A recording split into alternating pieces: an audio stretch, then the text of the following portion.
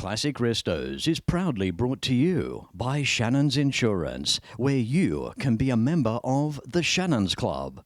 Pace Farm, the enjoyable egg. Hare and Forbes Machinery House.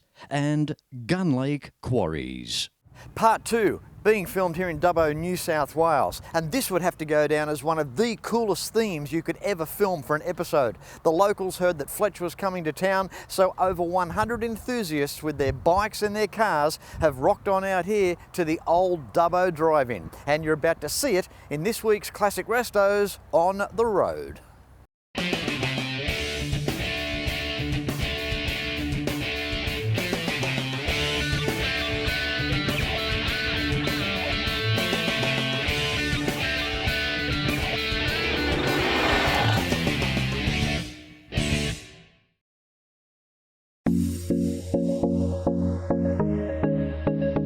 Bathurst, Orange and Dubbo are three great places. Dubbo was the gateway to the outback if you want to keep on going. Dubbo has a country feel that gives you just about any city facility that you're after, from a typical Dubbo sunset through to a park run. Dubbo awaits you. Nearby Lake Burrendong will keep you there for days, soaking up the sun. Wellington Caves will amaze you. The old Dubbo jail takes you back to a different time in Australia. And as for Dubbo Zoo, well, that is one of the nicest animal havens you will ever find. Don't just take my word for it. Come to Dubbo and soak up Australiana. Look up cool in the Dubbo dictionary and you'll find this place. Wow, the Westview Drive-In. There's a lot of history here with a sad story as well. The drive-in opened 8th of October 1970, featuring Clint Eastwood in Kelly's Heroes as the first movie debut. It packed in over 500 cars, and you can only just picture those cars spread across the undulating bitumen. Sadly, due to the times, it closed in June 1984, with just the crickets and the cactus plants engulfing the area. But then, in October 2018, Jason came along and took on the arduous and adventurous task of basically restoring the drive-in. But there is still just so much field here left over from the 1970s.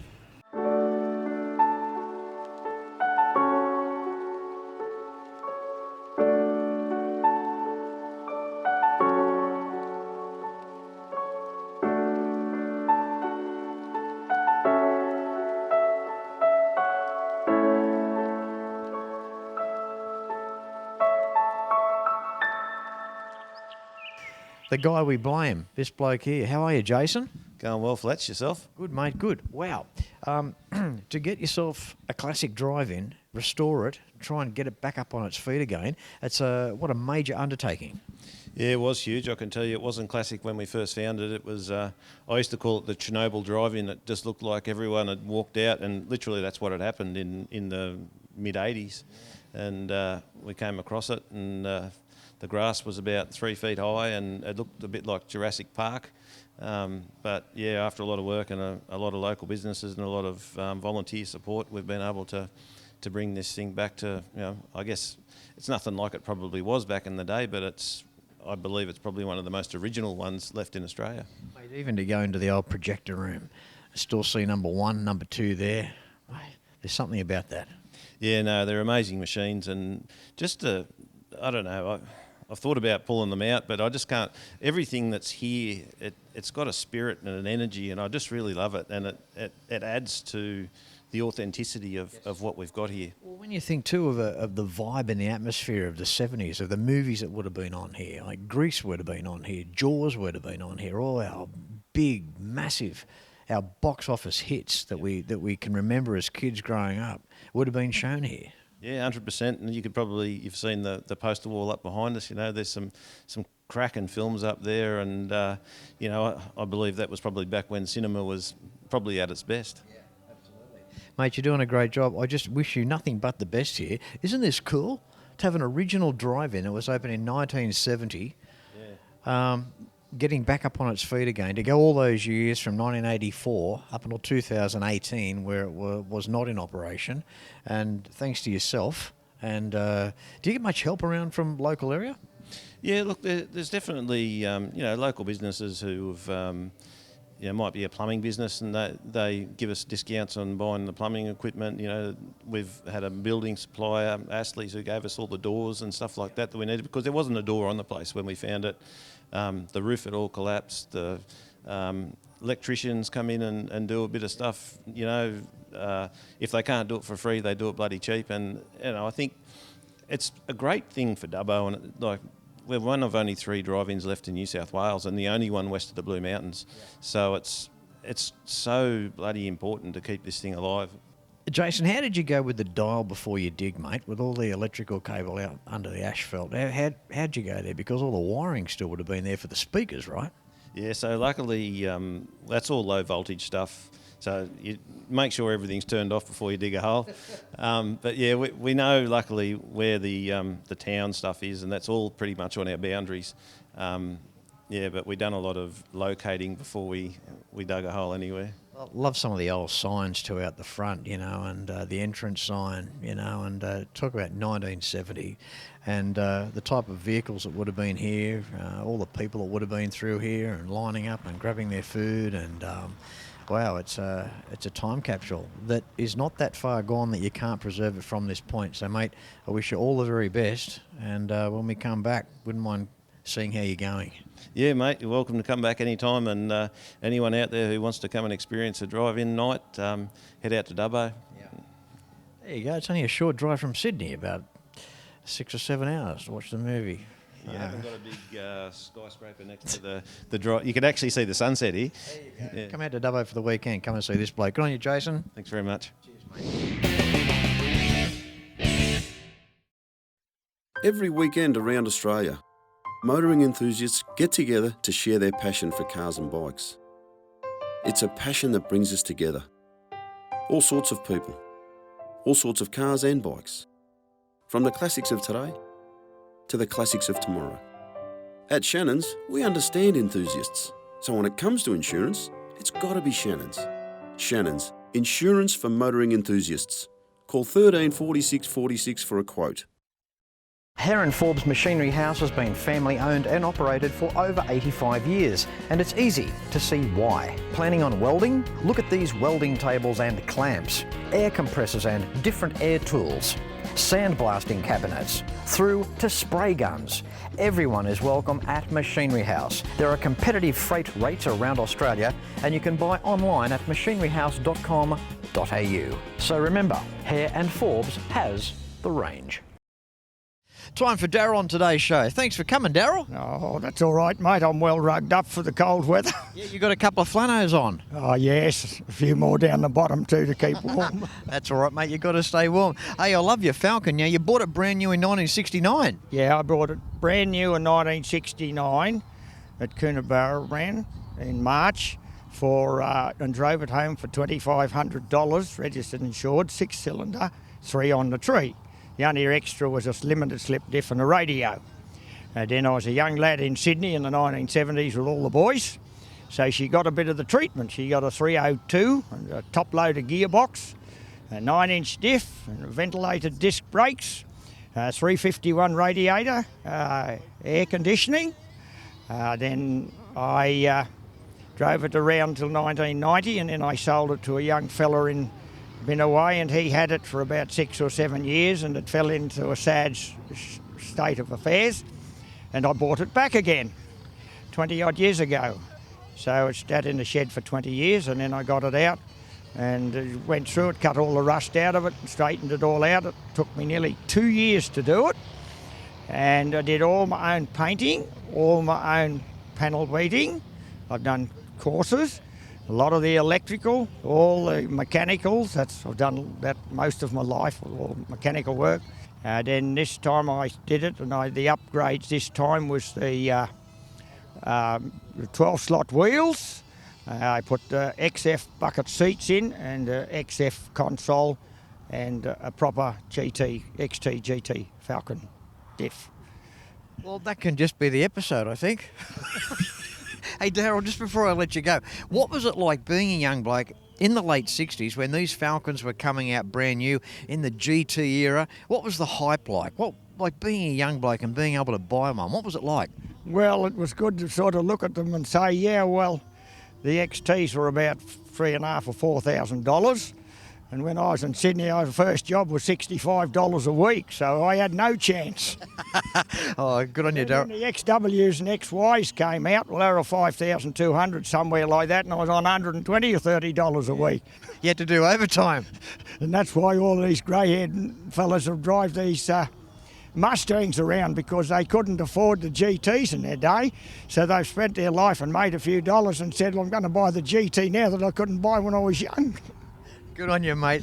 Lovely talking to you, Darryl. Love the Falcon ute. It looks beautiful here, and thanks for coming along to the drive-in, hey? Oh, no, I'm a bit of a car nut, and I just saw something the other day. I spotted an XT and a body and some other in a fair lane, and if I can get that, I'm going to, if it all works out, I'll put an XT GT Falcon replica. I'll put that together, because I keep my eyes open all the time, and I've got a lot of bits and pieces that I gather up with, and down the track I'll do that.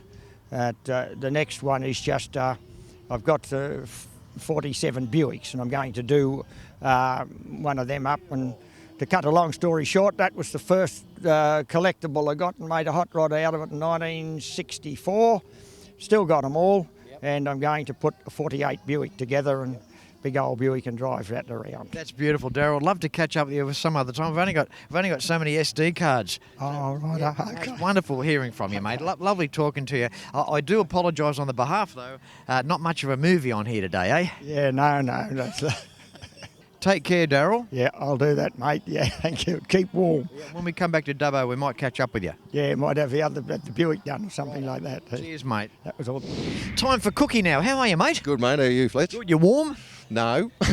No one is here today. We're all on the same page with that. Cookie, a beautiful 1941 Cadillac. Thanks for coming along today. That's all right. How could you miss this, sitting here in all of its exuberance? The big hood held up with a tomato steak. That'd be a heavy-duty steak too. Oh, yeah. Doesn't want to break. Yeah. Okay, tell us the story on your car, Cookie. Well, we're only knowing each other for a little while. We're only probably a couple of months. I bought it from a lady in Queensland on the long weekend. Hello to Luciana, if she's listening. And she'd done some of the work. She imported from America. And then she brought it up for sale, and I thought, why not? Yeah. We went up. She couldn't come over the border because of COVID. We couldn't go over the border. She came down to Lennox Head, and, had a chat, and I bought it. So I drove it home. So. Congratulations, you're proud as punch. Look at the smile on your face. Oh, yeah, she's a good car. How does it make you feel? Obviously, you go back away wanting a car of this vintage. Yeah. I'm starting, as I get older, I'm starting to get slower, so I've always been slow. But You happy with it? Oh, yeah, thrilled a bit. Yeah, the V8, the side valve V8 there, Cookie, looks like it's out of a tank. Yes, well, they did use them in World War II. You had twin 346s in tanks, so she goes like a tank.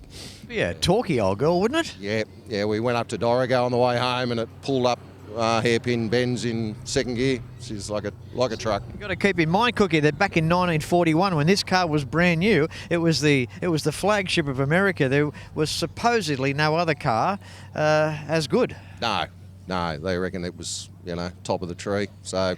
Yeah, it's nice to have it. They're a bit cheaper now compared to what they were then for the wage you earn. So, yeah. Oh, no, you would have been doing well back in 41 to have owned a brand new Cadillac. Cookie, a quick observation. I couldn't help but notice the wiring on the firing wall. Bit of TPS, bit of house wiring. Yeah, don't blame me for that. It still runs positive earth 6 volt. So Luciana had her Sparky rigged that up for the radio and the airbags. So you'll never burn that out, mate. No, it's there for good, I think. Yeah. The interior obviously been done before. Still got the Art Deco dashboard. Wow. Yeah, still that's what I loved about it. It hasn't been chopped up or messed with. And the aftermarket radio on the bottom. But credit to Luciana, she kept everything. When nice, you so. when you have a look at the side profile, it's just so cool. It's like a big sled in back. It's just got this beautiful shape, hasn't it? Yeah, the fastback rear end. It looks nicer from the rear than it does at the front. But it's a great old thing. I love it. Good on you, Cookie. Thanks for turning up today and showing some support. Any dollars that come through the door here today goes straight back to Jason to try and keep this drive-in in existence, which I just think is a super cool thing to do. So It's unreal. Yeah, to go here. We went to a drive-in not long ago for a show and it was great.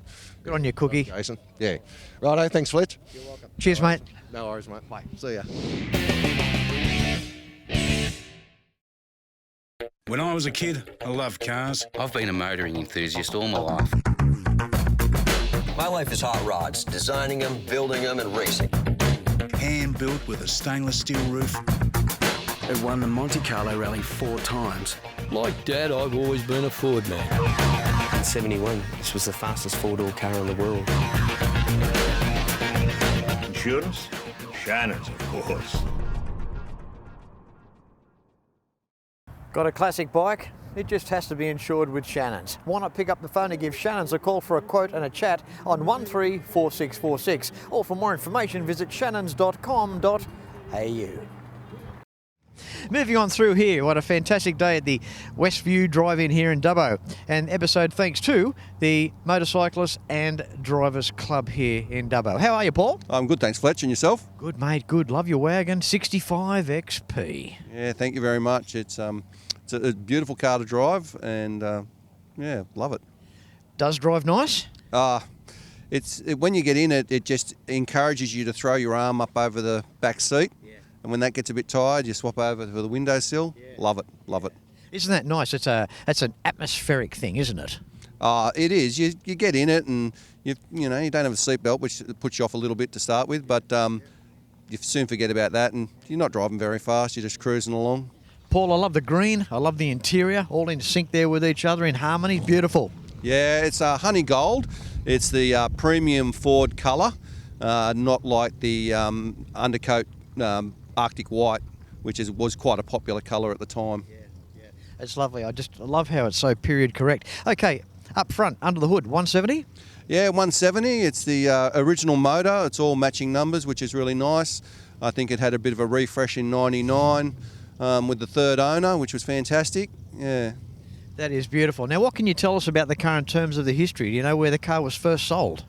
It was sold through Falcon's Motors in Toowoomba, through a franchisee out the back of Oakey in Queensland. It was actually sold the day my sister was born on the 23rd of October.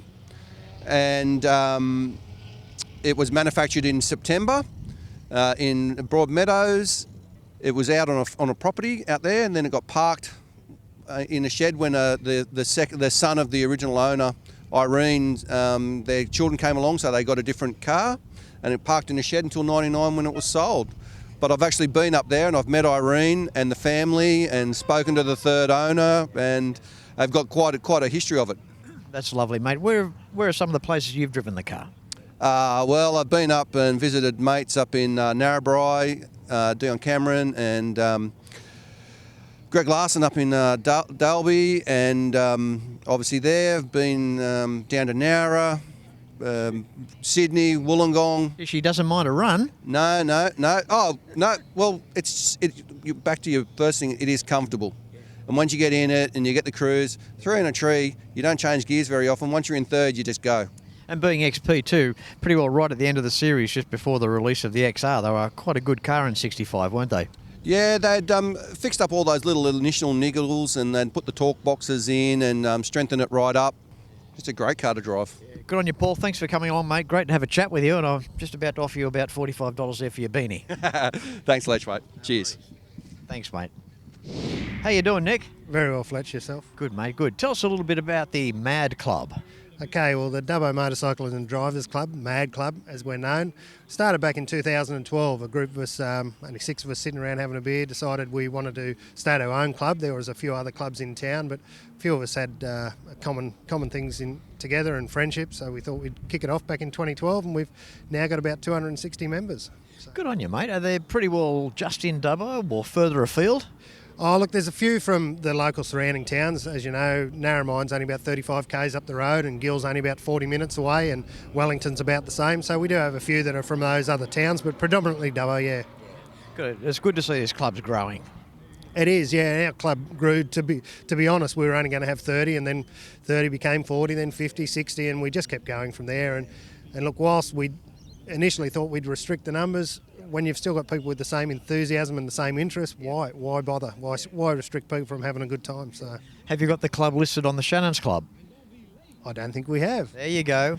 Car, bike, truck clubs, whatever your clubs are, you go to the Shannons Club and you'll see the listings around Australia there. So there's something for you to do, Nick. Right, yeah, well, we'll do that. I'm all insured with Shannons, all my cars and bikes are, so I should do that. And we've got Dean that works closely with Shannons in the club, so we'll get him on board there. Yes, the Regional Development Officer for Dubbo, Dean, he does a fantastic job, doesn't he? He does. He gives his time always, and I see him at every show we ever go to, regardless whether it's a show in town, Mudgee, anywhere. You know, he's always flying the flag for Shannon, so it's good. I had the privilege of interviewing Dean yesterday, and pride and joy, the black coupe of his.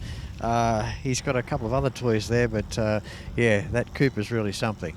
It is really something, and the history that goes with it, with after they got married and it burnt to the ground and Shannon's rebuilt it with him, is pretty interesting. But he was only telling me today, and I didn't know this, he bought that coupe for $900 and it still had 5 months rego on it. So it goes to show that years ago people didn't see the future value in these cars, which is a shame. I myself think many times I should have bought something and didn't. Yeah, it's often quite amazing.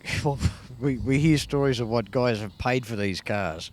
Yeah, it is, and you know, even chasing this car myself, when I decided I wanted a 73 HQ, I started looking and, you know, found a couple of good examples and thought, I should buy those. I just probably bid at my top dollar at the time, and I ended up paying probably $10,000 over my top dollar because I just couldn't find what I wanted for years and years and years, and they just kept going up in price. So I just jumped on this one. Speaking of which, mate, very nice Prem here today. HQs, talk about a car over the years that I think has grown on a lot of people. We know ourselves back in the 70s and 80s, and these things were everywhere all over the road, and you didn't really stop and stare at a HQ going past, but you do today. Yeah, you do for sure. I think the HQ being the first of the H model shape, you know, after your EHs and what have you, I find this was the nicest shape of the Holden. Just happens to be the same year model as myself, so that was the attraction for me. But I bought this one sight unseen because I was chasing one for a long time and had to bite the bullet and just jumped on this one. Nice car, first of 4 coil springs. They drove nice, they rode well, and like you say too, nice curved lines. A nice side profile, nice style of a car. Yeah, for sure, they are a nice style of a car, and they went on for years, didn't they? But I've always loved them. I love this one, and I love the EH. And unfortunately, I had an EH and sold it, but I'll get one back one day. Yeah, boy, didn't they sell plenty of those. 264,000, I think it might have been. No, they weren't mucking around, were they? No. Okay, Nick, this particular car here, the Prem, engine up front. It's a 308. Yep, and just a Trimatic behind. Yeah, there you go. And the interior, redone that, bit of black velour going on there. Yeah, well, it was a fully brown interior when I bought it, and I wanted the black interior, and so I got it redone. Got it done locally too, which was good. Yep. We've got a very good upholstery trimmer here in town, so he did a top job, front to back, top to bottom, recoloured the dash pads, the whole lot. Yeah.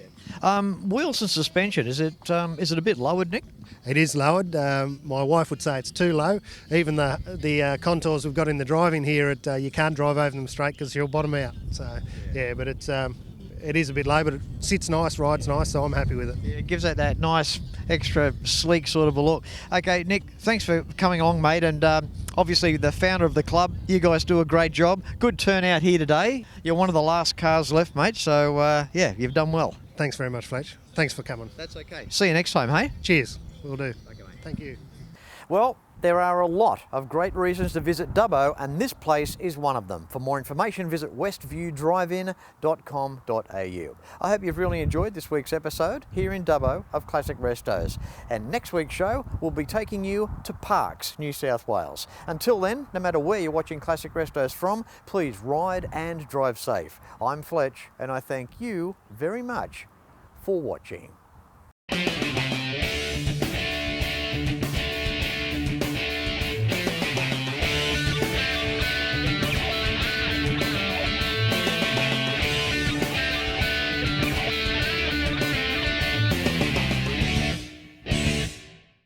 You can like and follow us on Facebook at facebook.com/Classic Restos TV and watch catch-up episodes at shannons.com.au. Classic Restos is proudly brought to you by Shannon's Insurance, where you can be a member of the Shannons Club. Pace Farm, the enjoyable egg. Hare and Forbes Machinery House. And Gun Lake Quarries.